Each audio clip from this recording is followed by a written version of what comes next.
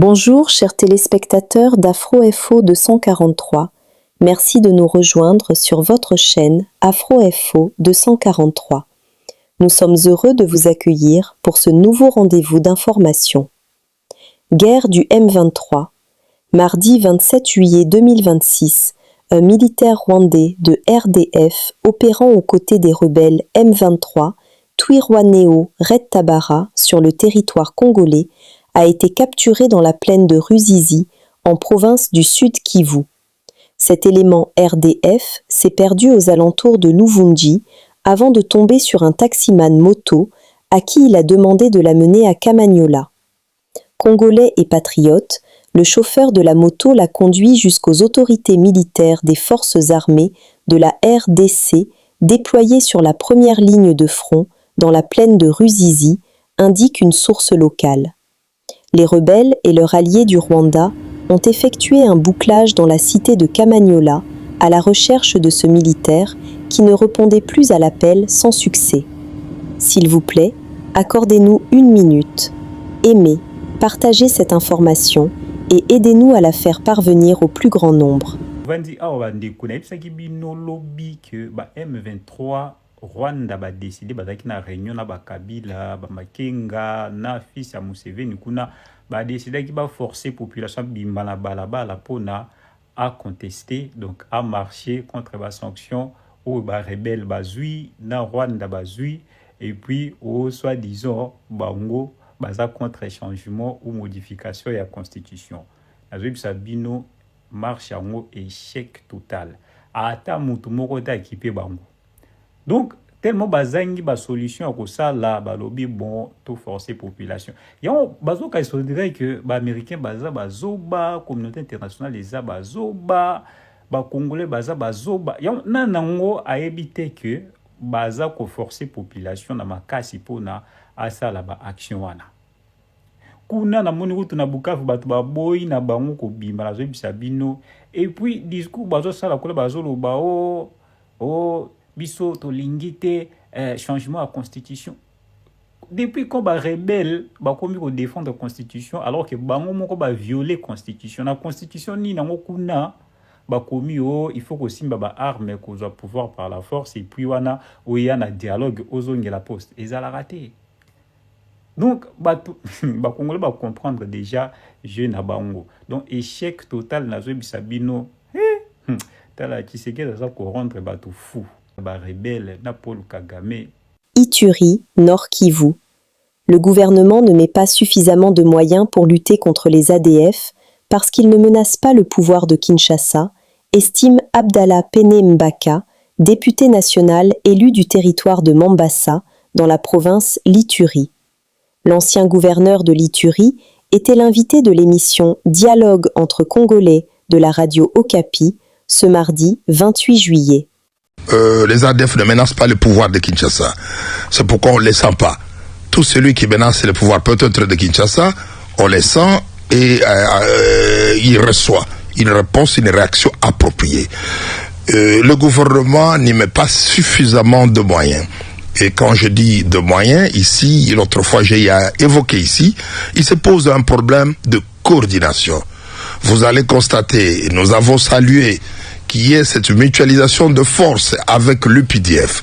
La mutualisation, au début, elle avait connu un peu de difficultés à Ituri avec l'ancien gouverneur militaire, mais depuis lors, les histoires semblent un peu évoluer un peu bien. Mais il se pose un problème de coordination. Vous allez constater, monsieur le journaliste, c'est toujours les terroristes qui prennent le premier pas. Ce sont eux qui commencent toujours. De notre côté, lorsqu'il y a accalmie, aucune initiative n'est prise. Alors que ces ordres-la-loi devraient être traqués. Voilà. Et là, il se pose un problème. En dehors du manque de coordination, il se pose un problème d'effectif de cela.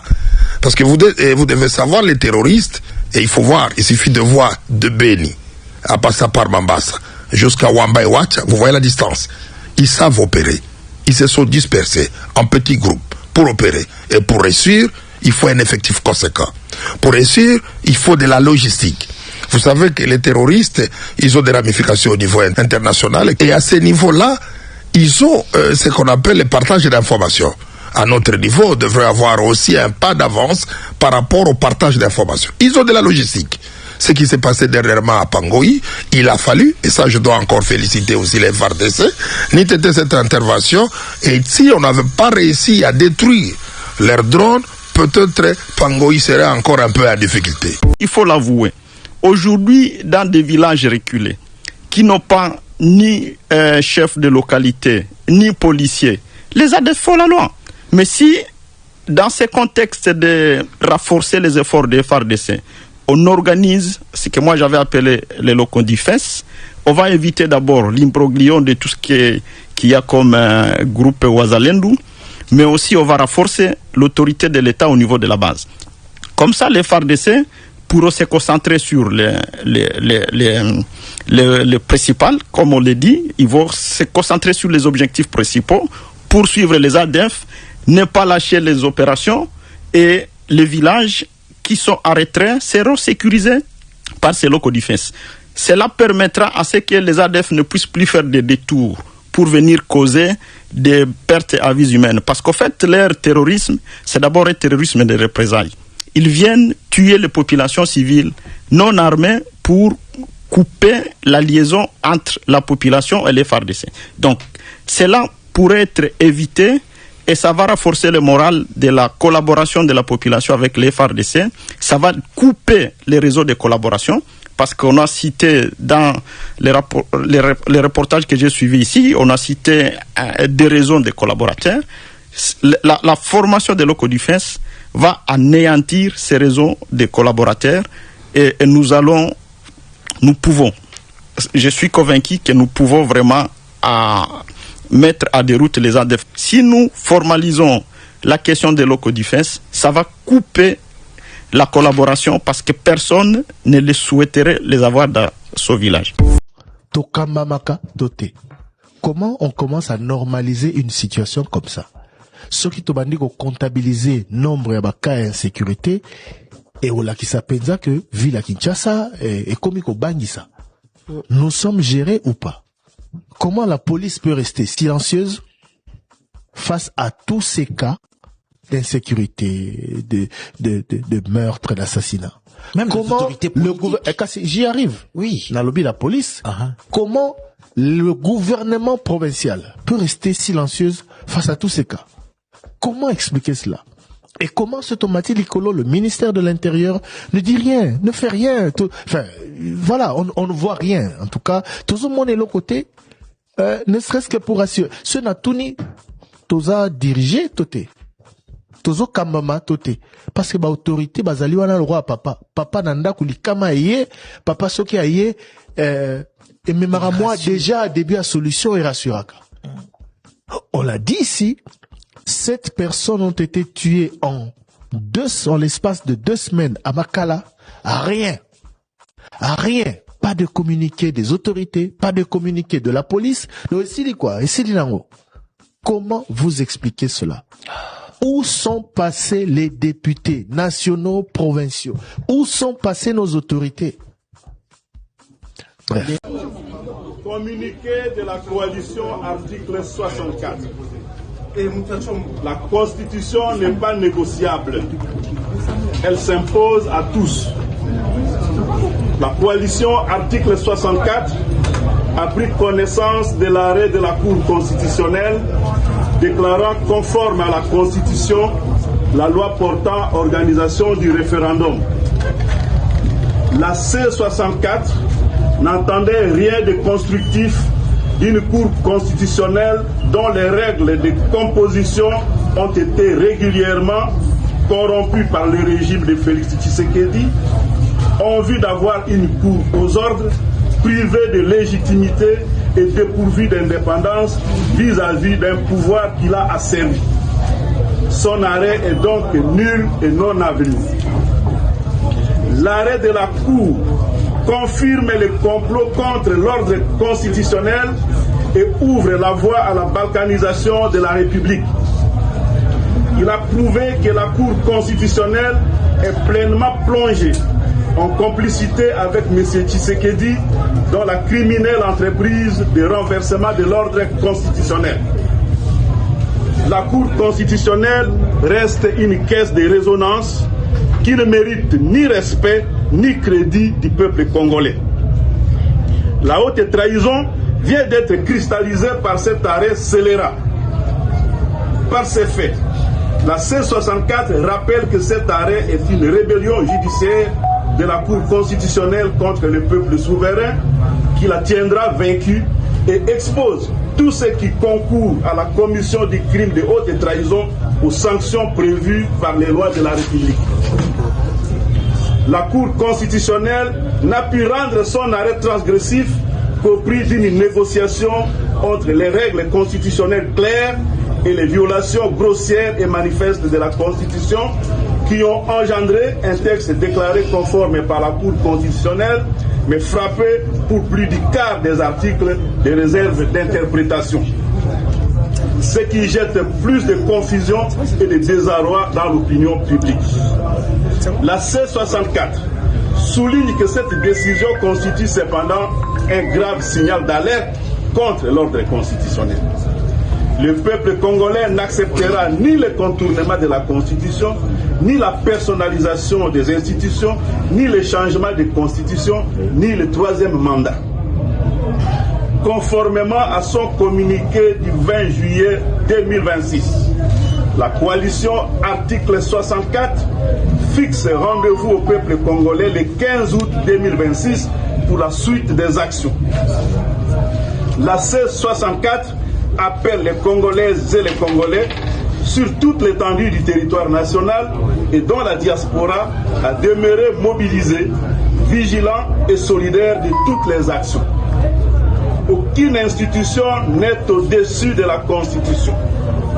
Aucun pouvoir n'est supérieur à la volonté souveraine du peuple exprimée dans le respect de la Constitution. Fait à Kinshasa le 29 juillet. Écoutez, le président de la République a son agenda. Le président de la République a son timing. Le président de la République a dit qu'il organiserait le dialogue. Le président de la République a dit qu'il prendrait son ordonnance. L'agenda du président de la République ne répond pas à une quelconque forme d'ultimatum. L'agenda du président de la République répond aux impératifs de l'État suivant la direction dans laquelle le président de la République nous a engagés. Et donc, je ne veux pas rentrer, je présume que c'était une idée politiquement politicienne, je ne veux pas rentrer là-dedans, je vais rester dans le fait que le président, comme garant de la nation, a pris un engagement d'engager le pays dans la voie du dialogue, comme dit par le cardinal, il fera les choses en son temps, il fixera le cadre, et cela ne doit pas être confondu à une quelconque réponse parce qu'il y a eu un ultimatum ou parce qu'il y a eu ceci. N'allons pas là-dedans. Ici, il y a un objectif essentiel, un front contre l'agression rwandaise, et nous cheminons vers là à travers l'initiative du dialogue voulue par les présidents de la République. Le président de la République met officiellement en service l'usine de captage et de traitement d'eau de Kamina. L'usine de captage et de traitement d'eau de la ville de Kamina est officiellement entrée en service ce mercredi 29 juillet au cours d'une cérémonie grandiose présidée par le président de la République. Le chef de l'État a personnellement procédé à la mise en service des installations, lançant ainsi l'alimentation en eau potable de la ville. Après ce geste du président de la République, Félix-Antoine Tshisekedi Tshilombo, les machines de l'usine de captage et de traitement d'eau de Kamina sont entrées officiellement dans la phase opérationnelle. Après le mot de bienvenue du gouverneur Marmon Banzé, le directeur général de l'Agence congolaise des grands travaux, maître d'ouvrage délégué du ministère des ITP sur ce projet, a présenté le projet à l'assistance en ces termes. Le projet que le président inaugure aujourd'hui permettra d'améliorer l'approvisionnement en eau potable de la ville de Kamina. Il contribuera à renforcer durablement la santé et le bien-être des habitants en évitant des maladies hydriques dues à l'utilisation d'eau non traitée. D'une capacité de production de 7000 mètres cubes d'eau par jour, cette usine répondra aux besoins quotidiens de milliers de familles et d'activités économiques de la région. Tout ceci pour un coût total de 13 millions de dollars. Ce projet a été réalisé en 2 phases. La première phase a porté sur la construction des édifices et installation des équipements de captage et de traitement d'eau. Le directeur général de la Régie des eaux, qui en est le principal utilisateur, vous donnera tout à l'heure une description technique plus détaillée. Cette phase comprend le captage de l'eau, son traitement et son stockage en vue de la distribution. La deuxième phase, récemment achevée, concerne le transport de l'eau traitée vers le château d'eau au quartier Katouba et le centre de consommation. Ce sont donc ces deux phases combinées que le chef de l'État va officiellement mettre en service dans un instant.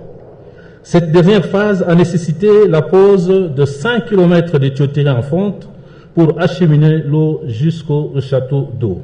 Cette usine est versée au patrimoine de la Régie des eaux. Son directeur général a salué cet investissement stratégique avant le mot de l'ambassadeur de la République populaire de Chine en RDC qui a rappelé la bonne collaboration établie entre son pays et le pays de Félix Tshisekedi.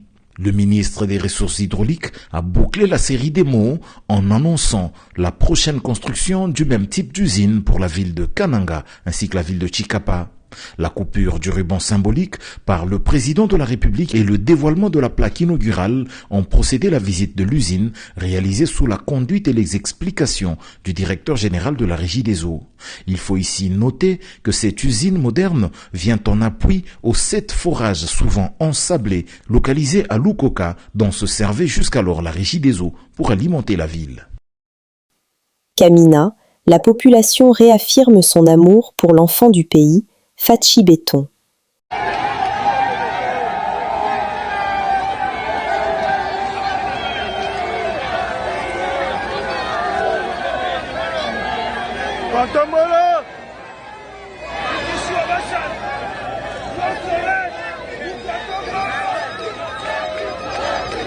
Le président le plus aimé du monde, Fantomolo.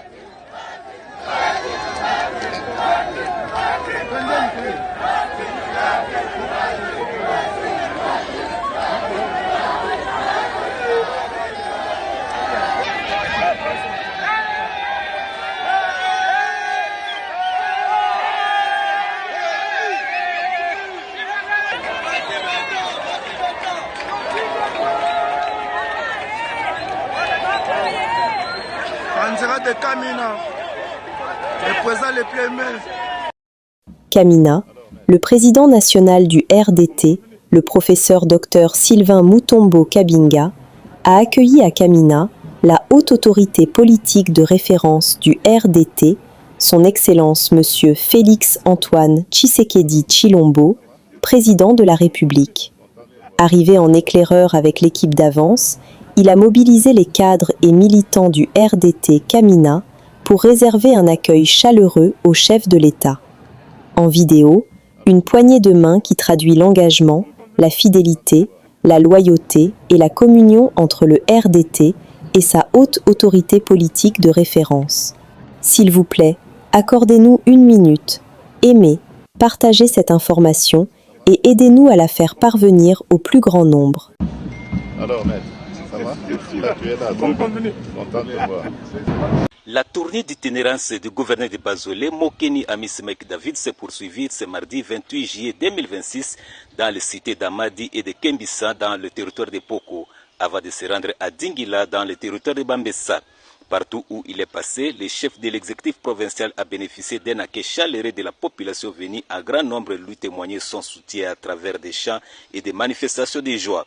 Au cours de ces différentes adresses, le gouverneur a rappelé les objectifs de cette mission d'itinérance, notamment l'inspection de l'état des travaux de réhabilitation de la route nationale numéro 25, la sensibilisation de la population au projet du changement de la Constitution ainsi qu'au dialogue national initié par le président de la République, Félix Antoine Tshisekedi Tshilombo, dans le but de consolider la paix et la cohésion nationale. Tozana Posa, président de la République, son Excellence Félix Antoine Tshisekedi a continué na bamisala oyo asia bandi. Na mikolo ezokende akobenga dialogue. Mais na kati ya dialogue wana biso tolingi komona batute oyo bazali koboma bandeko na biso kuna na Goma, na Bukavu, partout. Par ailleurs, le gouverneur de province a accordé une attention particulière à la situation sécuritaire. Il a invité la population à demeurer vigilante, à dénoncer toute personne ou tout mouvement suspect auprès des services compétents et à collaborer avec les autorités pour préserver la paix. Le premier citoyen du Bazolais a également promis de trouver une solution sur les quelques cas de tracasseries constatés dans les points de contrôle et de perception de la province. Nous sommes arrivés à la fin de cette édition. Merci à vous de nous avoir suivis jusqu'ici. Si vous avez apprécié ces contenus, n'oubliez pas de vous abonner à notre chaîne, d'activer la cloche de notification pour ne rien manquer de nos prochaines vidéos. Likez et partagez cette vidéo. On se retrouve très prochainement. À bientôt.